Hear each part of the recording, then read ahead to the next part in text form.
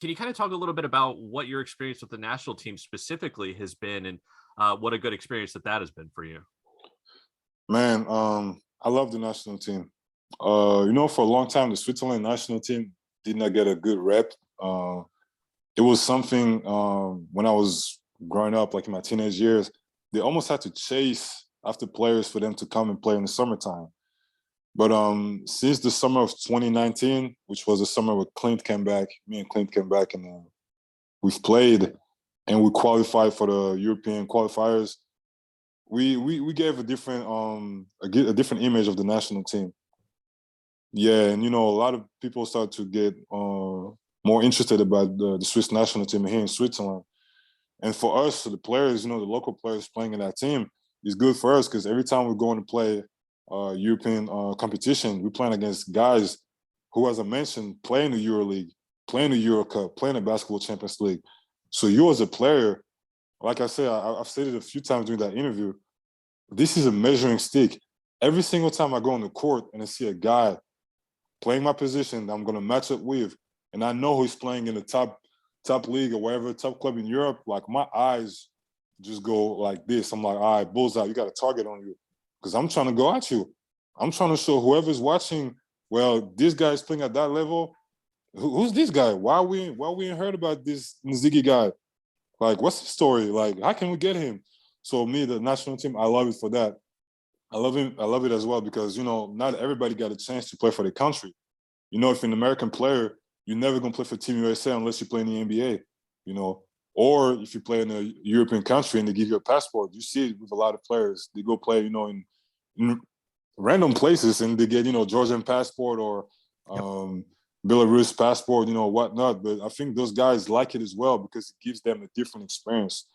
But playing for the Switzerland national team and competing against teams like Serbia, Georgia, Finland, really showing like Switzerland that we can play basketball against the best of them. That's really rewarding. That's really fulfilling, and I love it.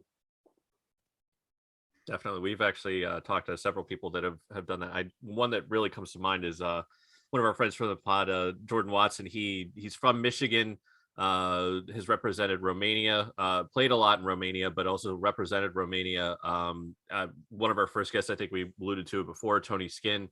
He played for the Nigerian national team. I think he was actually born in Nigeria, but he moved to the DC area when he was like 2 or something. So he's virtually lived in the United States his entire life and everything. And I mean, one of our other big friends of the pod, Shane Lawal, is also represented Team Nigeria. So yeah, it's definitely, some people have different levels of eligibility because of either they were born there or their their parents or family lineage. But some of them just have, I don't want to say no connection to the country, but they just happen to play there and they got offered, or some, actually we even Yeah, had some people that haven't even played in the country, and that was what kind of swayed them to come. And including some spots where I think it didn't quite work out, and I won't drop names there, but it's a really, really interesting thing that but the people that do wind up getting to play for either their national team or one that's maybe their adopted national team haven't heard a bad experience about it. Everybody loves it pretty much. yeah. Because like most of the time when the season is over, guys go home, summertime, off season, and this gives a chance for some of those guys. I guess some of those American guys playing for those national teams, gives them a chance to travel across Europe, keep playing basketball, and just stay in basketball shape. So a lot of guys love that. A lot of American guys actually love the European culture. When they really just decide to just like immerse themselves in the culture, they're like, man, like we love it. That's why you see so many talented guys playing in the EuroLeague or the Champions League, and they're like, man, I got NBA opportunities, but I'm good here. I'd rather stay here and be like the main piece of a puzzle over here than just being with 12 men on the bench in the NBA. I'm good here, and I love the Averaging, life here. you rather get some playing time, average 20, 25 minutes a game over in Europe rather than getting like 6 minutes a game in the NBA for like minimum pay and something like And it's that. not just contract security either. Sometimes people really actually love, I mean, why wouldn't you want to stay in some of the cities across Europe? I mean, yeah, the contract security is great. You get to, like Tony said, you're a major piece as opposed to just a little tiny puzzle piece of it. So there's a lot of reasons. It's what situation is right for each individual, and I think that that's one of the things that hopefully we get to highlight a little bit on this podcast. Yeah, most definitely. I think that's the beauty of those kind of podcasts where you talk to players playing in Europe. You know, obviously me, I'm not playing yet in the big league in Europe, but I have high level experience. You know, because of the national team. Some of the American guys who are not going to get drafted need to understand, like, you can really have a great career in Europe or in Asia or South America if you don't make it to the NBA. Some of these guys playing in the EuroLeague, they really don't care about the NBA no more. I always listen to their interviews, you know, watch the interviews or podcasts, and they're like, you know, the first few years, yeah, you can be consumed by the fact that, as I mentioned, you play in college against some of these guys, and you may feel that you're better than some of these guys. In some cases, it is true. Some of the dudes that you see playing in Europe right now are better than guys playing in the NBA. And some of those guys playing in the NBA cannot come in Europe and play in Europe. I promise you, some guys playing in the NBA today will get exposed playing European basketball. That is a fact. You But see it on the American national team. You see it on the Yeah. American national teams a lot of Yeah, times. You know, when a the lot of big, times, big yeah. stars aren't playing on that team and they go over to Europe, a lot of times they get smacked around a little bit, you know? That's very true, you know, and I'm not saying that to disrespect or whatever. It's just Oh, no. the NBA No, game it's is reality. really made. It's reality. The NBA game, unless you're one of those top superstars, some of the role players, not all of them, some of the role players are being protected by the system. Kind of like I was saying about college. Some guys are being protected by the system that you play in.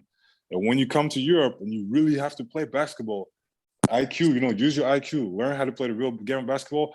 Those guys cannot do it. That's why some guys decide to go to China or, you know, to Asian teams, because they're going to be able to have the ball in their hands every single time and shoot how many times they want to shoot. In Europe, you really have to be able to play in a team setting.